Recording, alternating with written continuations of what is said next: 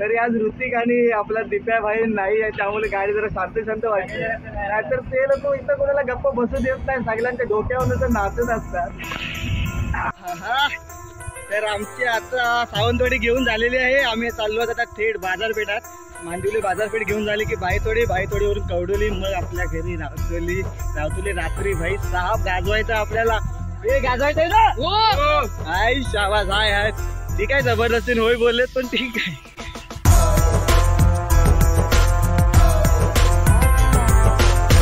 तर नमस्कार मित्रांनो, मी दीपेश शिवणे आपलं गावठी जोकर चॅनलवरती स्वागत करतो.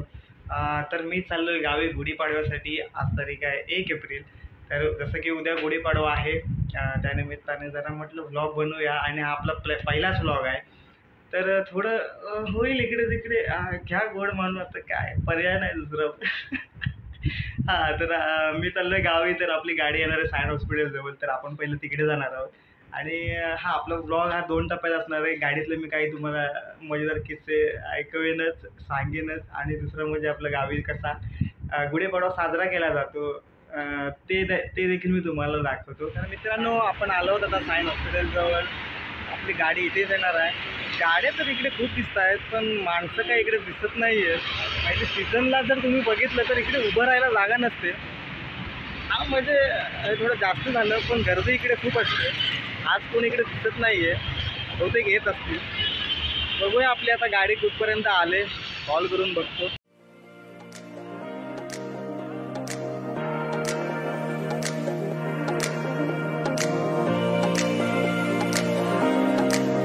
आली रे, आली एकाची गाडी आली आपली, पण नाव नाही दिसत आहे ना.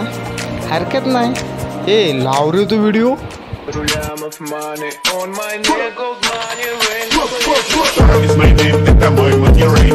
बाई साहेब, आपण आता बसलेलो आहोत गाडीमध्ये. आणि आपल्या आता मित्रांची आपली तुम्हाला ओळख करून देतो. आपला राहुल भाई आहे तिकडे कबरगानी साईडचे ते बुकिंग घेतो. आणि हा योग्य भाई आतले वडवली शेवडे त्या साईडची बुकिंग घेतो. हे आपले मोठे शेठ सूर्यकांत दादा. हा सोप्या गाडीचा मालक. मोठे मालक मुंबईला आहेत. सोप्या गाडी चालवतोय, त्यामुळे घाबरून जाऊ नका. स्वतः पाय पोचतात ना खाली.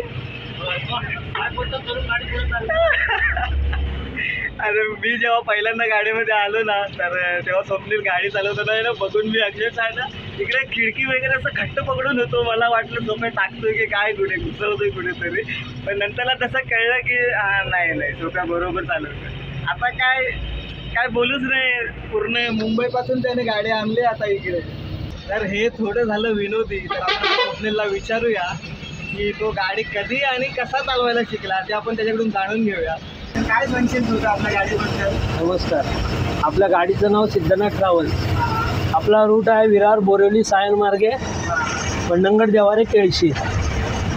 आपली बस 37 सीटर पुशबॅक आहे. एकदम आरामदायक लोकांसाठी. परत लोकांचं सामान म्हणा, लगेज म्हणा, व्यवस्थित जातं गाडीमध्ये. आपली गाडी मंगळवार शनिवार डेली सर्व्हिस असते. मुंबईवरून मंगळवार शनिवार. विरारवरून बस 7:30ला निघते संध्याकाळी, आणि गावावरून 8 वाजता. आणि जर गाडी भाड्याने पाहिजे असेल तर गाडी भाड्याने पाहिजे असेल तर भाड्याने सुद्धा मिळते. त्याच्यासाठी आपला भाड्याचा हिशोब वेगळा असतो. रूट वगैरे बघून दिवसावरती किती दिवसाचा आहे त्या अंदाजाने, एव्हरेजनुसार, आणि जसं समोरच्याला सोयीस्कर वाटेल, परवडेल त्या हिशोबाने आपण समोरच्याला समजून हे करतो. ठीक आहे, पण अगोदरची सुरुवात कशी झाली? सुरुवात म्हणायला गेलं तर 1989 साली माझ्या वडिलांनी केली. तेव्हा आम्ही दुसऱ्यांच्या गाड्या चालवायचो भाड्याने. तेव्हा श्री साई प्रसाद सुरेश ट्रॅव्हल्स या नावाने चालत होतं. आता सध्या 5-6 वर्ष झाली सिद्धनाथ ट्रॅव्हल्स नावाने आम्ही चालवतोय स्वतः. आणि आता सध्या वर्ष झालं स्वतःची बस घेतली 37 सीटर. सिद्धनाथ ट्रॅव्हल्स नाव कसं झालं? सिद्धनाथ ट्रॅव्हल्स मला एकदा म्हणजे असं एक व्यक्ती भेटला, बसवालेच होते, त्यांचीसुद्धा आमची न्यायला लागलो बस. त्याच्यामुळे आमचे ते घरचे संबंध तयार झाल्यासारखं झालं.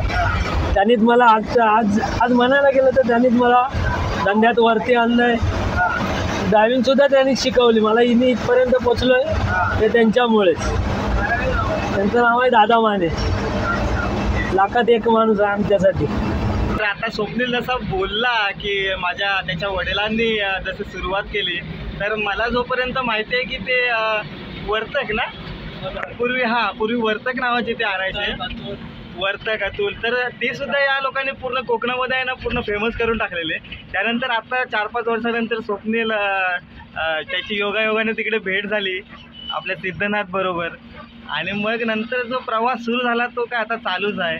आता ते काका आगरे काका त्याने पूर्वी हे चालू केलेलं, आता त्यांचं ब्रँड आता या स्वप्नील आणि आपल्या दादाने केलेलं आहे, सूर्यकांत दादाने. आणि अजून जर काही माहिती पाहिजे असेल तर मी इथेच कुठेतरी स्क्रीनवरती नंबर देतो स्वप्नील आगरेचा. तर काही लागलं तर तुम्ही बिनधास्त कॉल करू शकता कधीही. गाडी चालवणं कधी आणि कसा शिकला? मी गाडी चालवायला शिकलो 2 वर्षापूर्वी, म्हणजे म्हणायला गेलं तर 2019. पण आम्हाला माहितीच नव्हतं. आता काही दिवसात असं दिसायला लागले की आता आणि मला त्याच्यात खारीचा वाटा म्हणायला गेलं तर आहे तो आमचे मेन म्हणजे दादा माने. मी त्यांची 4-5 वर्ष गाडी चालवली, पण म्हणजे आम्ही एवढं वर्ष धंदा करतोय पण कधी कुठला ड्रायव्हर मला बोलला नव्हता की बाबा माझी गाडी चालव. पण स्वतः मालक असून सुद्धा ते मला बोलले स्वप्नील गाडी चालवा, मी शिकवतो. आजला बघायला गेलं तर मी 4 व्हीलर मला चालवता येत नाही, पण मोठी गाडी कधी सांगा. आता सध्या तर मी एकटासुद्धा गाडी गावाला पोचवतो. आणि याच्यामध्ये अजून आहेत माझे सहकारी. मग तसं म्हणायला गेलं तर विष्णू भाऊ, त्यांनी मला लॉकडाऊनमध्ये गाडी शिकवली. आणि विजयराज राजगे आमचे गाडी घेतली तेव्हा आमचे ड्रायव्हर होते सर्वात पहिले त्यांनी. आणि म्हणायला गेलं तर आत्ता कालच ज्यांनी राजीनामा घेतला आहे राजाभाऊ, हास्याचा बादशाह, त्यांनीच मला धीर दिला की स्वप्नील चालवा. त्याच्यामुळे मी आज म्हणजे इथपर्यंत पोचलो आहे. जसं की मी पाहिलं की तुमचे सहकारी मित्र सुद्धा खूप आहेत, तर त्याबद्दल तू काय माहिती? होय, म्हणायला गेलं तर आमचा सिद्धनाथ ट्रॅव्हल्सचा ग्रुप खूप मोठा आहे. त्याच्यामध्ये आम्ही 8-9 जण आहेत. सर्वात प्रथम म्हणायला गेलं तर खास राहुल बैकर, तर बघा पाठीमागेच आहे तुमच्या. आमची ओळख झाली फेसबुकवरती.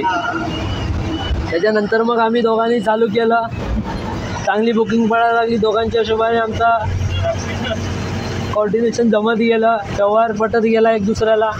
आजपर्यंत आम्ही 3 वर्ष सोबत आहोत, 3 वर्ष.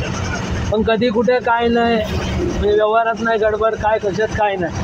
आणि अजून म्हणायला गेलं तर जयेश खोडबे आतले वडवले, सध्या ते नाहीत पण त्यांचे बंधू लहान योगेश होडबे ते आत्ता सध्या यायला लागलेत. आणि अजून मेन म्हणजे आमचा खास माणूस आला आहे नाही. तरी आज ऋतिक आणि आपला दिप्या भाई नाही आहे, त्यामुळे गाडी जरा शांत वाटते. नाहीतर ते लोक इथं कोणाला गप्पा बसू देत नाही, सगळ्यांच्या डोक्यावरून तर नाचत असतात. आणि हो, स्वप्नीला जे सिक्रेट सांगितले ते कोणी वापरायचे नाही तर